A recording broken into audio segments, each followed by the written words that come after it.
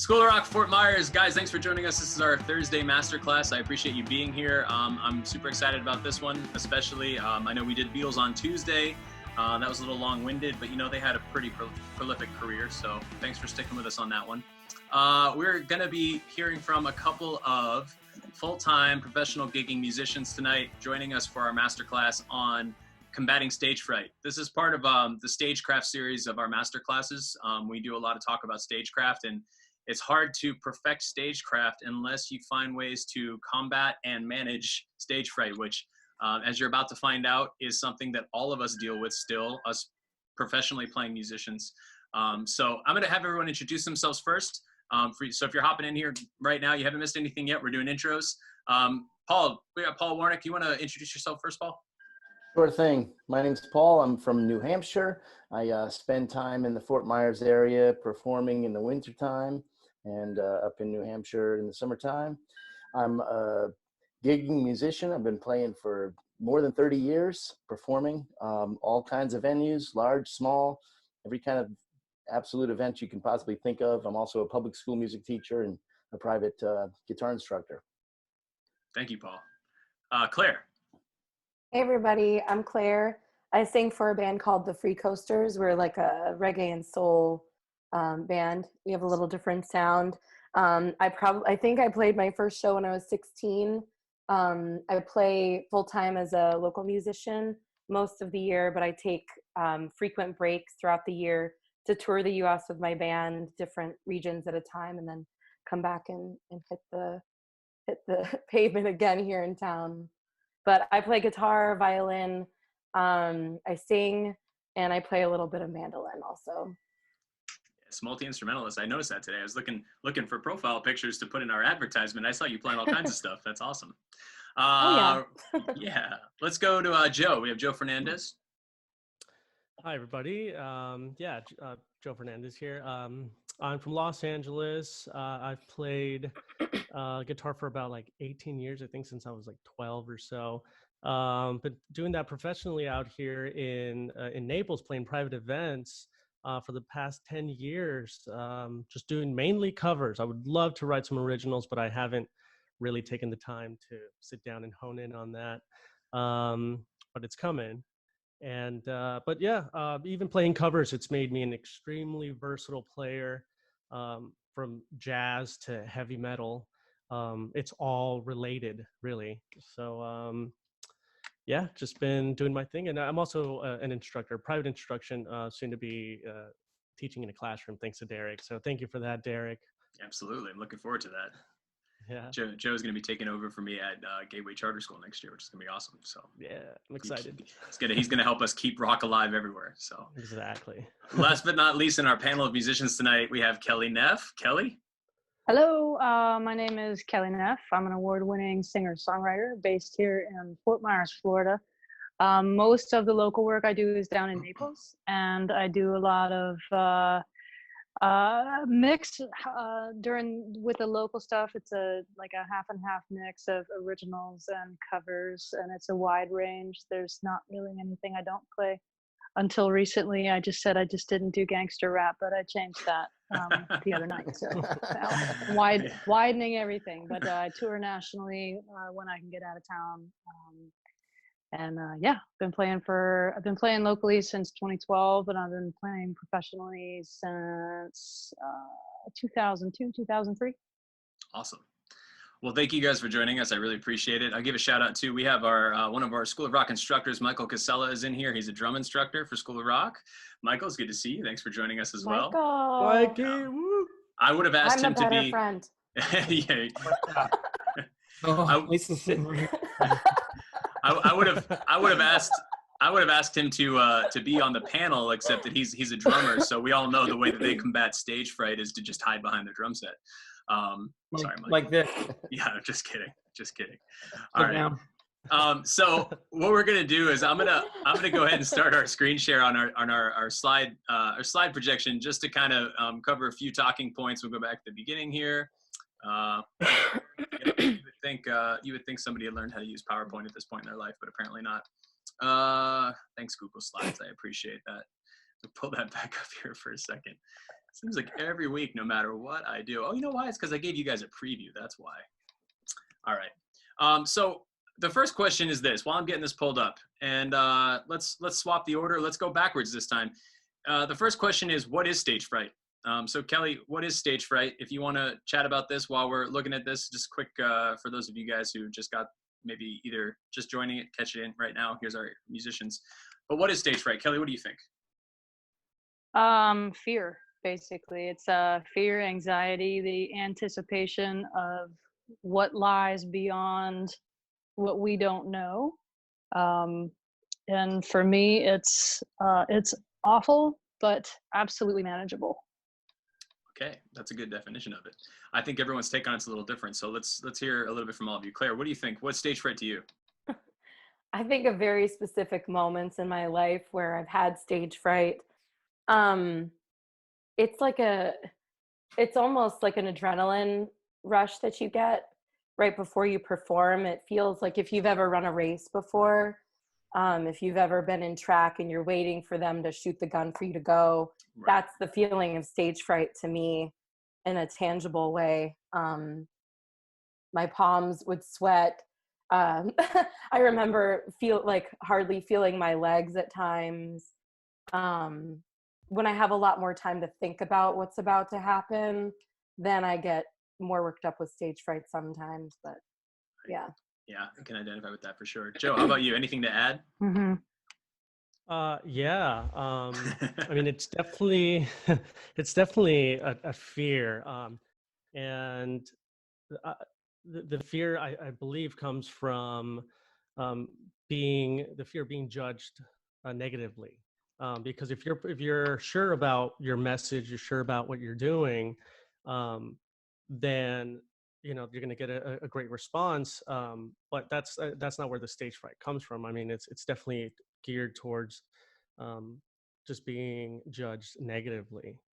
And there is a physical response to that. I mean, there's like signs of it: your heart racing, your palms sweating and stuff. Right. Maybe even forgetting the material. I've seen that happen to some of my band members where it's been a minute and we rehearsed and they're there and they're just blank stare at me. Dude, here's the chords, Yeah, I've been playing guitar for 30 years and I forgot a G major chord. Yeah, exactly. Right. But at least that's what it is for me. I think it's a fear of being judged negatively. Right. Okay. Yeah. Paul, anything you want to add to that? Sure. Obviously I concur with everything that the three folks said before me, but you get nervous about the things that are out of your control as well. You can, and I think the adrenaline piece is super important. I think Right. that track, that athletic analogy is perfect. You get all fired up, and you can manage that. The stuff that you can't manage, especially Joe, you can probably think about this. If you're doing private events or you're doing venues, if you're an original artist, you're doing venues that you've never been in before. You've got technical issues that you're not in control of. Those things drive me nuts and make me nervous. That simple things like driving to a gig and taking inventory on the ride to the gig. Do I have everything that I need? There's just so many things that go into being a performer, more than just delivering the product. So Absolutely. sometimes the technical issues drive the anxiety for me. That's for sure. I appreciate that you guys covered that very in depth, and you mentioned some stuff we're going to get to, which is fantastic. So thank you. We kind of obviously had some talking points, and you guys nailed them all, which is, again, for those of you who didn't catch the fact that I said this at the beginning, our four panelists today are true full-time gigging musicians, or at least we could all say we were, and hopefully we're going to get back to it again soon. We're going to be back. We still are. We still are. Some of us are stooping down to playing, grunge, hip hop, or whatever it was you said you had to play, Kelly, because at this, gangster rap. Because at this point, at this point, just putting your Venmo account up on the screen while you're playing some songs, you're gonna have to stretch out to whatever audience is willing to tip you $5 again next week. So I know, it's humiliating. But with a lot of those symptoms, I forget which one of you said it. the physiological aspect of this of stage fright itself is absolutely real. I for me, just steering us, as we move forward on this, I remember my very first experience of stage fright was actually in 7th grade at the 7th grade talent show, which, a fun fact, ironically, the person who taught me how to play like some of my very first chords and everything on guitar is actually Paul, who's in here right now. And Nice. he actually got me into jazz band in 7th grade, where I thought I knew how to play guitar, but as it turns out, Smoke on the Water and Back in Black are not what makes you, well, they're not what makes you a well-rounded guitar player. Now, again, we're at School of Rock, so we do learn those songs. But I also saw a piece of music that said E9 on it, and I had no idea what that was. So Paul helped me out. And then I was like, okay, now I feel confident. I feel ready. And I got on stage at the talent show, and my knees were literally banging together. Like, not even joking. Wow. Like, my knees were like, I was shaking so bad. I was so nervous. And it was what you said. It was that fear, that judgment, disappointing the crowd or having them negatively judge you. It's just kind of like, all of these things go hand in hand with like these real physical symptoms that truly pop up. And I think that to this day, for me, I'm just gonna go ahead and say I still have this happen to me on certain gigs. It really depends on what the gig is, and it really depends on a lot of things. But it still happens to this very day. So for those of you, the 4 of you that are in here, how many of you? We can do a show of hands. We'll make it quick. But how many of you still get stage fright? Oh, absolutely. There we go. All right, good, perfect. Oh, yeah. I was hoping I wasn't alone. Thank you. No, you're not alone, Derek. Derek. Yes. If I can just interject, and this won't be long, but a quick anecdote. Yes, so, please do. As a student in a small college in New Hampshire, where I was an undergrad, you have to give performances, and one thing that you realize in a hurry is that most of the people in the audience are musicians, so the audience can make a difference too. And it really does.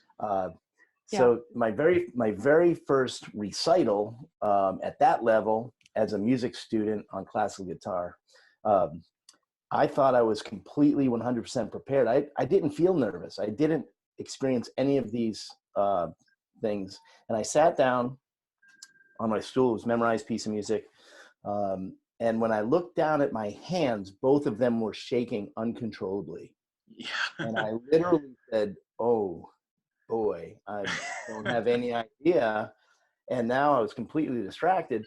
The fact of the matter, and the short story is, I was not prepared for that recital. I practiced all of the technical portions of the piece. Right. And I ignored all the easy parts, complete mind blank. And I ended up making up a melody over a bunch of chord changes that seemed to work. And when I got off stage, my teacher said, "Well, that was pretty remarkable. I have no idea what you played, but it was pretty darn musical." And I don't think anybody else knew, because, this is Guarum Levacus, which was written in 1577. So, the fact is, stuff can creep up on you in a hurry too. So you can never be too prepared. And that was my first real lesson in knowing how to prepare for experiencing stage fright. No, I appreciate you sharing that. That is 100% true. I'm sure all of us can probably tell the varying levels of things that still cause us stage fright and why we still get it. And then, what it is. And honestly, that's one of the things coming up in the next slide. Is the perfect segue into it, really. So again, for our panelists here, please don't feel cut off. Feel free to interject wherever you want. I love it. I appreciate it. It's why I wanted you here. And that's such a good point. So techniques to manage that nervousness, like going off what you just said, Paul, like you literally just referenced the fact that you were not prepared for the recital. So preparing for the gig, or preparing for whatever it is that the performance situation in which you're going to now present what you have.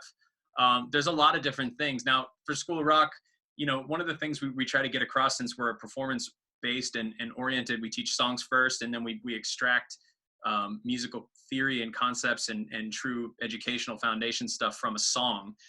because we find that that's the most effective way to get kids to.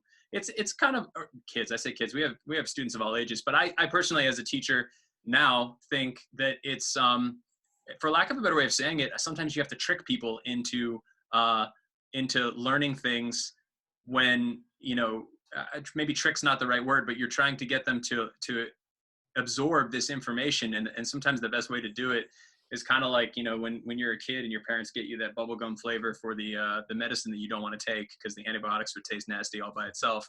So teaching a kid a song first, or teaching a student a song first, and then pulling the other parts of it out after the fact, it can be a lot more impactful. So that being said, preparing for the gig, there's a lot more to it than just learning the song. There's a lot more to it than just practicing your part. For you guys, you all come from different backgrounds. So, what can you each tell me? Maybe Claire, what do you feel? Because you do original music, and I know in your band, the Free Coasters, you guys also do some cover stuff too. And you guys do some great covers, but you also put your own spin on it. But like from a preparation standpoint, like what is it that you feel like you need to do to be prepared to avoid falling into the stage fright trap from a preparedness standpoint? As far as like playing with the band, you need to have rehearsal times, and if you're like us and you're not like studio musician quality, so you're not like the best technically best people that you've played with or whatever, then you don't necessarily have a whole lot of fundamentals and experience to rely upon. So that really makes your preparation, your rehearsal time. That really makes your like preparation time and rehearsal time even more important. Especially as a group, as a complete group. For us, when we first started playing out as a band about 6 years ago, we rehearsed like individual songs. We would go back over problem areas where the rhythm would get loose, or we'd go over parts where maybe I was singing a part that didn't work or whatever. And then once we got finished arranging and writing the songs, we pounded them for months before we ever actually played them in front of people. So all of that preparation gets you to a point where you're like, okay, I don't think I'm going to mess up on stage, but then I don't think there's a replacement for playing on stage. Interesting. I agree with you there, Claire. Yeah, right. because, Absolutely. yeah. Sorry, go ahead. Oh no, I was just going to say, you can prepare all you want, but the moment that you get on stage, all those unforeseen factors that you have to kind of ride with, like Paul was saying, where maybe a melody line escapes you and you can't think of it, but you have to do something because you're on stage. That kind of reaction time comes with more and more experience. I think that ability to improvise in the moment and still put on a good show. So, yeah.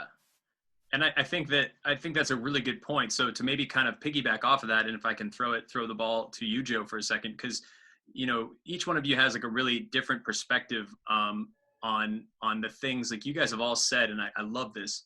You've all said there's some things that you just can't you either can't prepare for, or you can't replace just the act of being on the stage. You need to be on the stage in order for this to work. So to you, Joe, like as a guitar player, if you are improvising, or if you were forced to improvise because of something, like what do you find, what's a way that you can prepare to be able to improvise on the spot if you do blank on what you're supposed to play? Because I know for you, you're primarily a guitar player. You're not necessarily like a solo singer-songwriter kind of person. You're more like Right.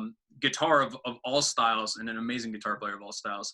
But you've performed Thank a lot you. of different bands, and also in some unique duo and trio situations. How do you prepare so that you don't fall into that trap of the can't even improvise stage fright? Oh, I can't even improv. I don't know if I don't know if I've ever been there. I just take a shot in the dark, honestly. I mean, it's like, where's my key? And then I play off of my own emotions. Honestly, I kind of tend to tune out the audience for a minute and just kind of go within and look for what feels good within me. because mistakes are going to happen. Right. Don't fear the mistakes. Like that's inevitable. But I think, like Claire said, like the time that it takes for you to get back on the path, on the right track, diminishes the more time you're facing that same obstacle. When you do have those moments of just like blanking out, you pick yourself up. And the more you do that, the time gets incrementally smaller and smaller and smaller, to the point where it's almost not even existent. You forget, and you come up with something on the spot, and it just doesn't even phase you. Right. Yeah. So the fear, I mean, not the fear, but the mistakes are going to happen. So definitely don't fear those. Forgot exactly what your question was. Oh, how do I? No. That was. I mean, I think you just put it, because I know I was just trying to point out from for our audience perspective, especially, that your background is oftentimes like we all look at it in different ways depending on what our role is as a musician too, and so we have a various panel of people in here that, like, we all have to kind of fill our role and present a certain way. Like Claire, you're the front person in your band, but you're playing guitar and singing, but you're also the front person in your band when you're playing with your band. Paul, same thing for you when you're in your band, but Claire, you also do solo gigs. Paul, you do solo gigs. Kelly, same thing with you. Joe, you're a lead guitarist, rhythm guitarist. You're a guitarist extraordinaire, but you're not necessarily, it's not that you're not a front man, but I just think it's interesting. Michael, you could even chime in because you're a drummer. We all have a different perspective depending on what we do. Like, just because you're not the front person of a band, and what I mean by that is more somebody who's taking on the lead vocal responsibilities, especially, it doesn't mean that you're not susceptible to stage fright. And I think even more so when if you're the guitar player, the drummer, or even the bass player. We don't have a bass player in here. I couldn't get any available apparently. And apparently they don't want to do this. We're all gigging tonight. Right. It's just like trying to find one for a band. There's one and he's already in 5 bands, so you can't do it. I thought that was the joke about drummers, though. Yeah, that too. But you guys, as far as your role in the band goes, that drastically changes what it is that impacts you with stage fright. I think for front people, it's different. For drummers, it's different. For guitar players, it's different. So I was just curious as to your take on that as a guitar player. Well, if I can add just a little bit more to that. Sure. Yeah. Thanks for refreshing me on on the point there. No. It does change. The preparation does change depending on your role there.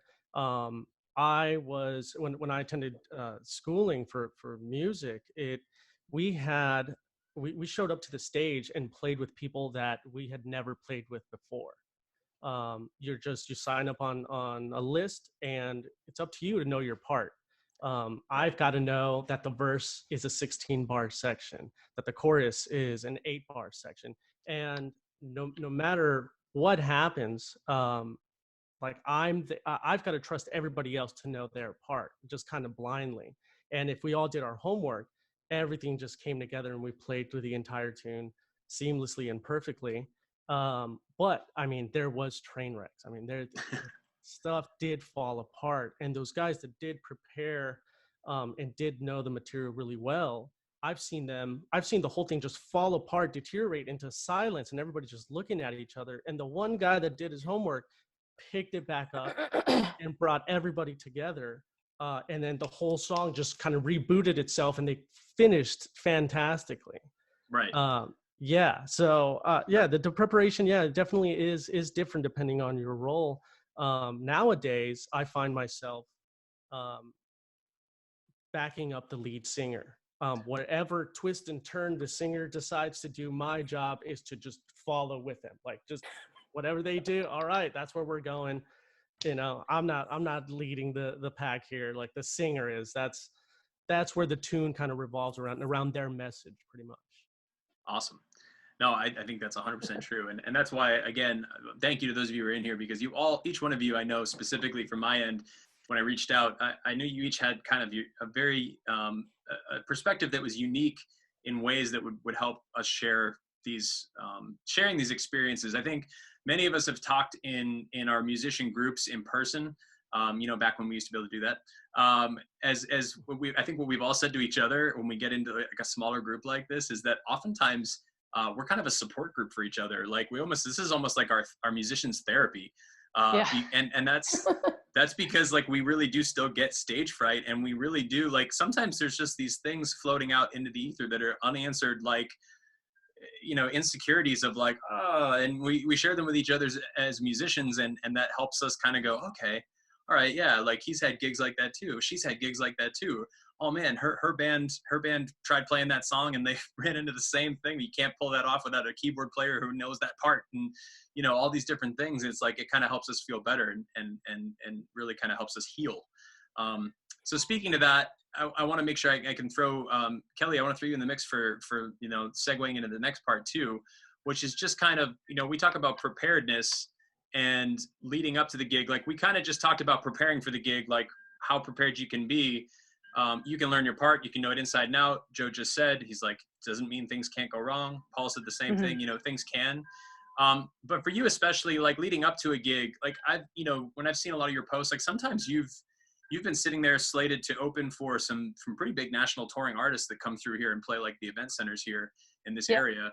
And I don't know, I mean, what do you do leading up to a gig to prepare for whatever stage fright creeps in when something like that happens? Like when you get that call and somebody's like, hey, guess what? You're the opener for Styx at the Southwest Florida Performing Arts Center tonight, or, you know, whoever it is. Like, how do you prep for that? And what do you have to do leading up to a gig to kind of combat how much stage fright or nerves or any of this stuff can come up? Well, I think it's different every time, and I think that, you know, like Joe hit, he said it perfectly when he said the preparation depends on the role. For me, because I do mostly solo work, my preparation depends on the gig itself. And if I am an opener for national act, then it's important to suit the national act's audience in a way that will draw them in and get them excited about the show and not overshadow the national act, and not be so off the wall different from what they're doing. But I do know, like, as far as the mental game of the preparation of it, it was a matter of the first national act I opened up for was Melissa Etheridge. So when I got that phone call, I was driving down 75 and I just tried not to throw up and drive off the side of the road because I was so excited. And then getting there, you know, I was like so freaked out. Like the night before, I had a complete like nervous breakdown, panic attack, and you know, like Rebecca's trying to calm me down, and I'm like, "There's nothing you can do. I'm just gonna freak out because this is the coolest thing ever." But since then, it just became a new normal, if you will. Right. So I got used to getting the calls, and not to sound like, oh well, you know, they're just going to call me all the time. But it just became more of a normal, where it's like, okay, I know that I'm going to have my material prepared, and I'm going to do everything in my power to stay grounded and focused and clear-headed. So, you know, like making sure that I'm there on time, making sure that everything else outside of the before and the after of the gig is handled with excellence. So like, I know that there's someone who's gonna, you know, like watch the dog, feed the dog if that's necessary. You know, my travel plans are set. If I have to go very far, that's handled. And then what's gonna happen afterward? It's like, all right, well, where's my exit plan? Where do I have to go after? There's so many different factors in every different gig to consider that I just got used to preparing for the unexpected, because so many things have happened. Like I just usually just try not to say anything stupid or throw up. Seriously, because when you're being really good advice, though. That's really good advice. It really is. Yeah, like I do my best as far as the technical preparation. You know, that goes without saying. It's like, know your material, do your homework. For me, it really helps to know what I want to say in between the songs. Yeah. But it also, that's where the difference in the audience comes in, because if it's a very receptive audience, then I can engage and have a lot of fun. But if it's a non-receptive audience, like if Livingston Taylor once said, if it's a boorish audience, then I'm not going to give them everything I've got. Well, I give them everything I've got, but as far as like the interaction with the crowd, if they're just not into it and they're waiting on the national act, they're like, we don't know who this girl is, well, we want JJ Gray. Like, where's JJ Gray? Where's JJ? Where's JJ? We want him. We want him. We want him. And I just do my very best to, you know, follow the time slot, get the job done in excellence, and do my personal best, and try not to look stupid. No, I mean, I think that's my biggest thing. I Try not think to that fall on the way off the stage. I think that's amazing. I think that's well, when I say that's amazing advice, I think it's an amazing thing for you to share, because you know, if you're looking in grid view as I am right now, I can see fellow musicians in here nodding, like, and this is like our support group. Like when we're in a group like this sharing stories, and you see everyone else kind of nodding, you're like, oh, like, can you feel better?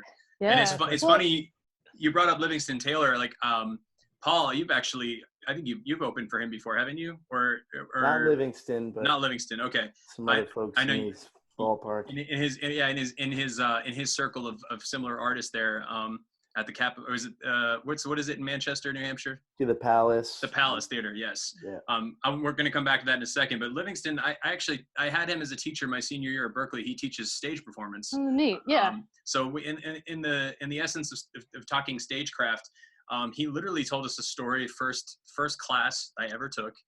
The weirdest thing that he did is he came in to the class and he got up on the stage, and it was kind of like that scene in Willy Wonka and the Chocolate Factory where Gene Wilder comes out with the cane, walks really slow, and then like slowly falls forward, and then does the somersault and just jumps up in the air. Like Livingston walked in super slow, got up on stage, he sat down, put his knees on his legs, and just kind of looked at us like around, made eye contact with everybody, and just kind of for like 3 minutes, like a real 3 minutes, which any of you who've been on stage know, like a legit 3 minutes is an eternity. That's forever. Yeah. Forever. And then he said, when I was in my 20s, I was asked to open for Jethro Tull, and I got on stage, and I think it was at Madison Square Garden. And he said, I got on stage at Madison Square Garden, and I said, I don't really think I'm the right fit for this gig, but I already said yes, and here I am, so I'm going to do it. And he started playing a song, and he said a beer bottle whizzed by his head about halfway through the first verse. And he said, I stopped, I looked out at the crowd, which I couldn't see, and I pointed at them, and I said, listen, Jethro Tull is here tonight, and they're going to play an amazing show for you in a little bit. But in the meantime, my name is Livingston Taylor, and I'm going to sing some songs. And I was just like, man, like, this is the guy that teaches this class. Yeah. Like, it doesn't really matter what kind of music you play, what instrument you play, what your role is. There's a lot to be learned from that. And so many of you have touched upon that point of like, just try not to say the wrong thing. Try not to throw up. Try not to do this. But then you go and you think this is the opportunity of a lifetime, and you still don't know what you're going to get. And a beer bottle whizzing by your head might be something that happens to you even at Madison Square Garden opening for Jethro Tull. You don't know. Yeah, I was terrified of Livingston Taylor when I opened for him, because he had snapped at the sound guy during sound check, and I was waiting in the wings, and I'm just like, oh, I'm just gonna sit back here. And he turned around and he looked at me, and he's got that resting face where he's just like, yes, and he doesn't smile, and I was just like, hey, and he looked at me, he was just like, hey, and then he came over and he shook my hand. He's like, Liv Taylor. And I'm like, hi, I'm Kelly Neff. I'm your opener. I have a Taylor too, Mr. Taylor. Yeah. Try not to say anything. Good job. Try to sound clever. Hey, I laugh at myself a lot. You didn't throw up on him, so good job. No. Now, the reason I say that is because a couple of you guys have mentioned that. So I actually have a video clip. I found this video clip interesting too.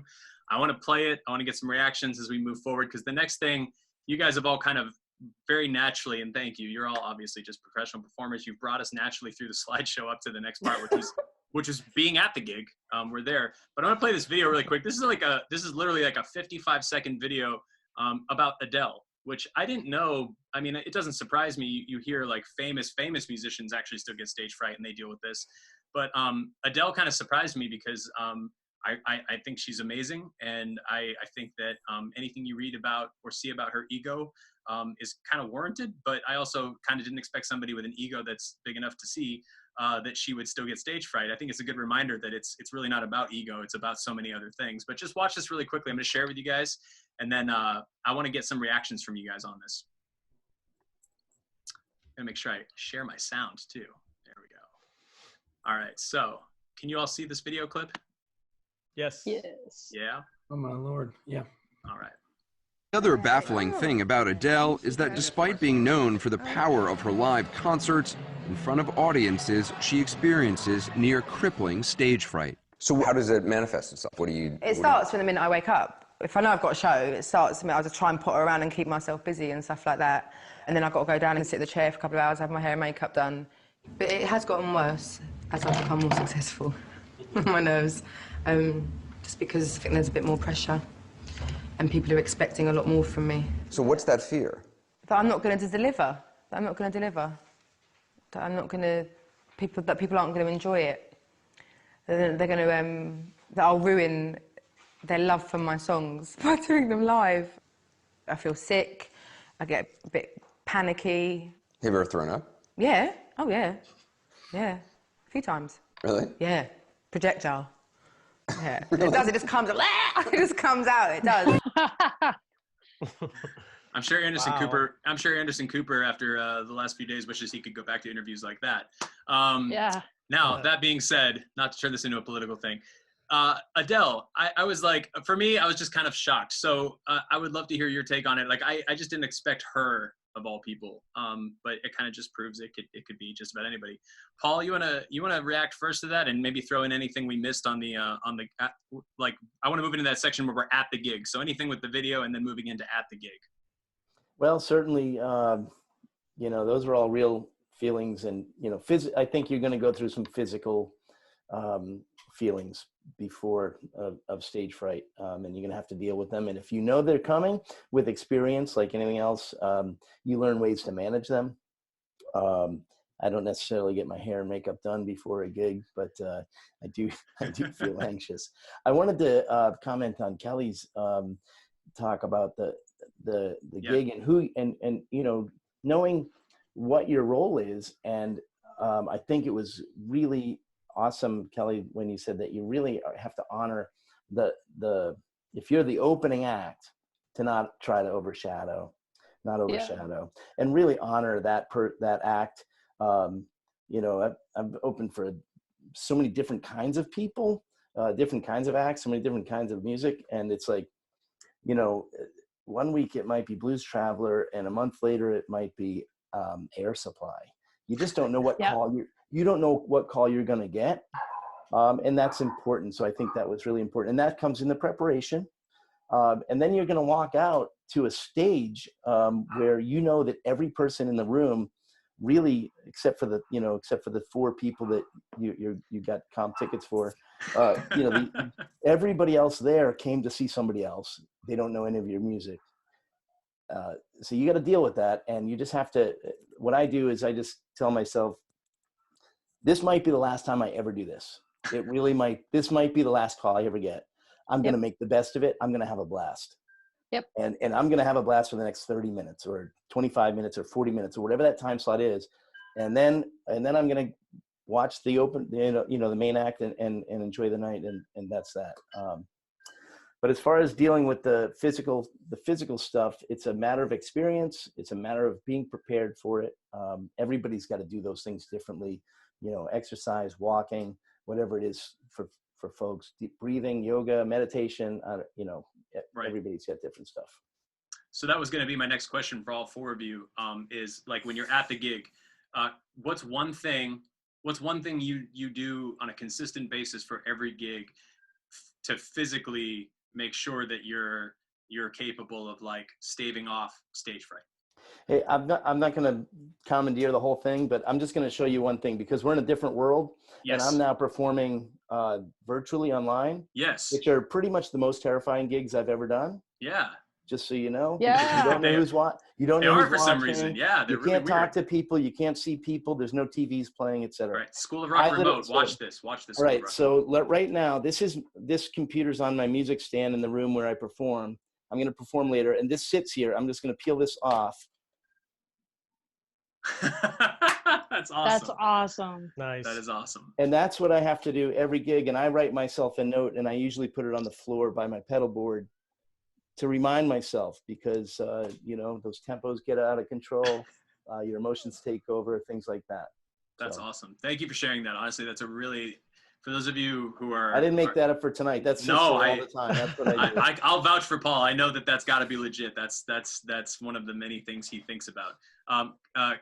Joe, how about you? What's one thing you do every time to avoid the physical ailments of stage fright for every gig? Oh man, big or small? Yeah, and something I noticed with Adele, I feel like a lot of that pressure, a lot of her nerves came from her putting pressure on herself. Right. Yeah. So it's not, I don't think it has anything to do with her audience. I think it's her internal monologue of her fears just kind of echoing loudly in her head. So I definitely have an internal monologue with myself, and I try to actively be nice to myself, because a lot of times that voice it's not the nicest. It's fear-based stuff. Like what if they don't like this? What if they don't like that? What if you look, you don't look good, or you don't look as cool, or whatever. So, It's most of the time negative stuff. So I change that. I tell yourself that you are good. Tell yourself that you can do it. Pump yourself up. Not just say it in your head, but say it out loud. There's a massive amount of power that comes from your own voice, right. And saying it out loud to yourself. So besides that, I'm mindful of my own breathing. That's something small but profound, because if you're mindful of your breathing, your muscles are getting enough oxygen. It lowers your heart rate, and just even feeling your own heart rate can kind of create more anxiety too. Right. It's like a feedback loop. Yeah. So you tell yourself these positive affirmations. You slow down your breathing, you slow down your heart rate, you kind of take control of those responses, and then you feel like you are taking control of the situation, and it's not taking control of you. Perfect.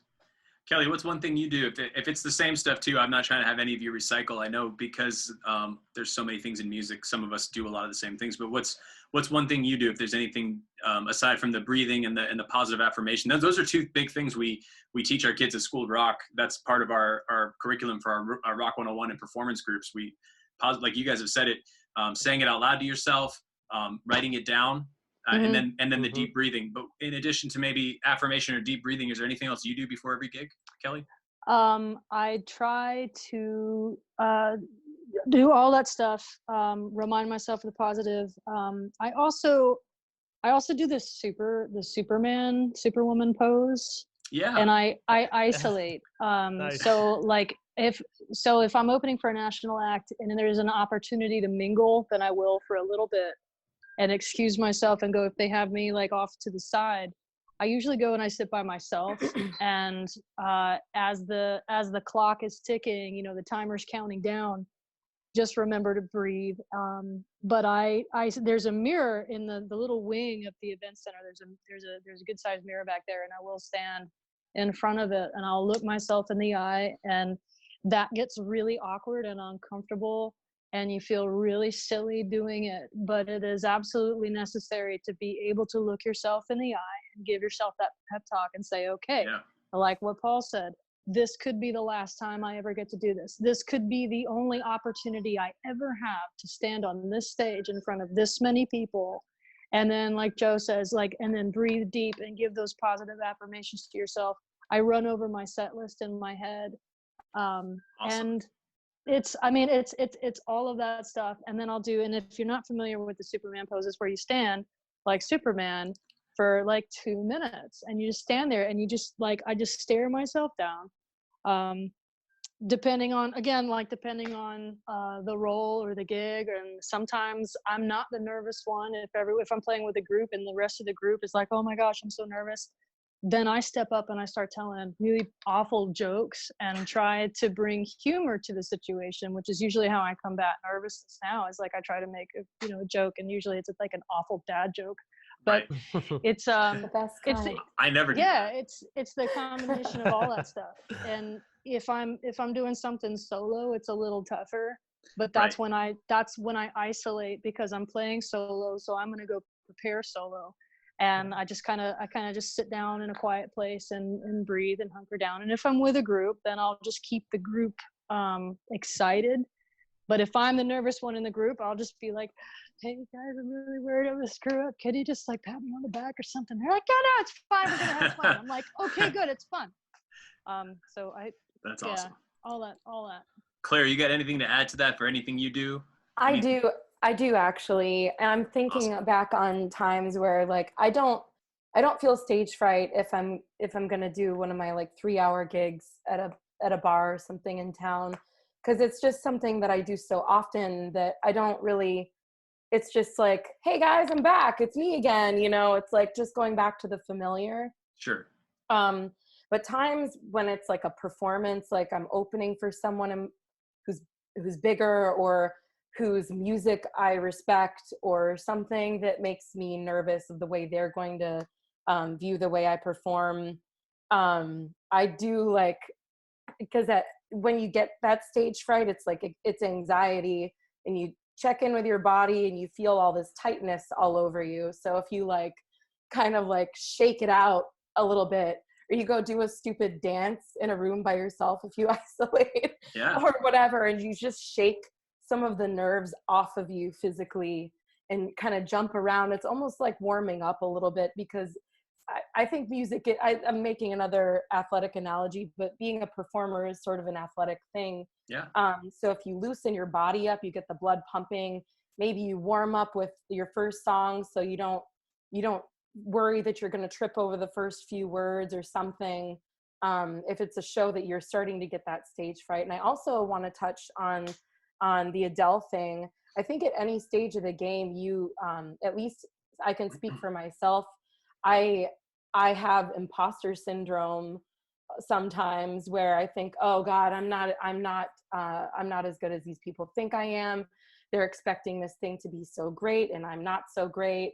Or, you know, there's a million people better than me, or whatever. But if I start transferring my value of my own performance into the hands of the audience too far, then if the audience is not receptive or they're not a super engaged audience, then I've given them all my power over whether or not I'm feeling good about my performance. Yeah. Mm-hmm. And so I started. Very well said.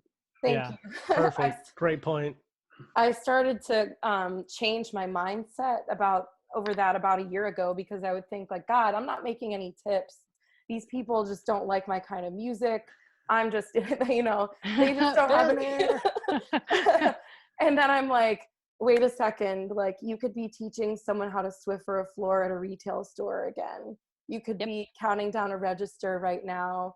You could be doing all these things. So find the thing to be grateful in for whatever your gig is, whether it's like a gig where you're like, oh God, I can't believe I have to do this stupid gig again. Like, this isn't exciting. This isn't what I signed up for. Right. But give yourself that talk, and then like measure against yourself if you can, and say, I'm going to have a good time. I'm going to find a way to have fun with this, and find a way to engage the audience. And then once you break that ice between you, that little barrier that exists, then it becomes so much easier for me to feel like I'm just hanging out with my friends when I'm playing. Yeah. Right. I usually try to find that one person that I can lock eyes with and have a really good time with in the audience, and that loosens it up. That is awesome. Derek, can I add just a tiny please more do. thing? Yes. Going back to what Kelly and Claire said about being silly. That is so true. This is an instance that I had with, I play at a church, and we rehearse on Thursday nights. And because of this whole quarantine, we've been recording our performances and broadcasting them Sunday mornings. And while we're recording live. So we're, it's like 5 of us, and we're playing. But like you feel the pressure because we're recording, and like, let's get the take right, Sure. And this second try, third try, like, okay guys, like there's even more pressure, like everybody's getting tired of this.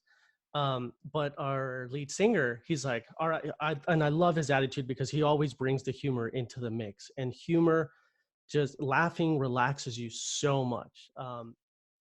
So what he did was like, all right, guys, bad chord. Everybody get your bad chord out. And so we all yell into the mic and we all just hit the most dissonant chord we can. Oh, that's just awesome. like, and drummers going crazy. So relieving, so cathartic. And everybody's laughing. That's great. Yeah, and we start the take with everybody just cheesing from ear to ear. That's absolutely amazing. I love that. That's great. Yeah, it was very, very memorable. And I'm like, I need to use this a lot more. What I think is beautiful about all of you guys sharing your time is that you've also shared your experiences like that. That's a tip that many of you, every single one of you has shared something tonight that even I would write down and be like, I got to remember that. Like, that's something I need to use, because every situation is a little different. And you all have provided information tonight that, again, even for those of us who do this and we have our own techniques, we can still learn new things from each other on how to do that, how to break the ice. Learning how to break the ice in as many different ways as possible, or to break through that wall, is so important. And I can't thank you guys enough for doing it. It's been amazing to be able to hear from you. And again, just to know that you're sharing like these incredible experiences. Again, I mean, I know I talked about the Beatles for an hour and a half on Tuesday. I could seriously sit here and talk with you guys about this for another hour, but some of you have Facebook shows to go do.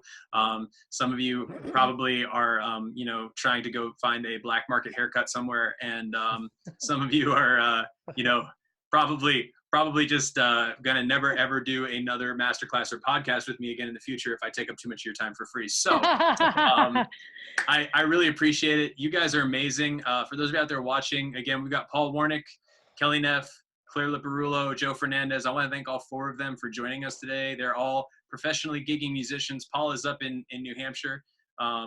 And the rest of my panel is somewhere floating around down here in Southwest Florida between Fort Myers, Naples, and surrounding areas when they're not on tour, which obviously all of us with headphones in front of a camera right now, nobody is on tour. So here we are. But you guys are amazing. I hope you enjoyed it. Those of you watching this after the fact, don't forget this is School of Rock Fort Myers. This is part of our masterclass series, School of Rock Remote. We're doing them on Tuesdays and Thursdays. Next Tuesday, we're going to take a deep dive into one 90s artist. We're actually going to talk about some subgenres in punk. So join us on Tuesday. Nice. I'll look for our promotion. We're going to do that. We'll get into what makes those genres, and we'll kind of specify a little bit more and give you guys a little teaser coming up. But thank you again, Paul, Kelly, Claire, Joe. You guys are awesome. I appreciate it. Thank you so much. Happy Thursday. Bye, guys.